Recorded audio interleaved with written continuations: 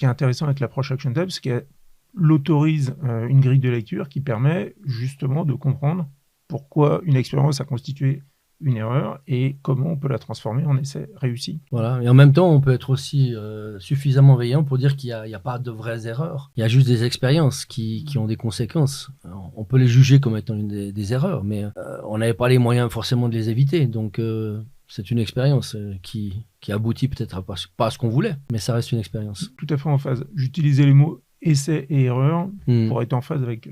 avec le sport. Avec le sport, ouais. Non, on est d'accord que quand on parle d'erreur, c'est avant tout une expérience. Ouais, c'est une expérience.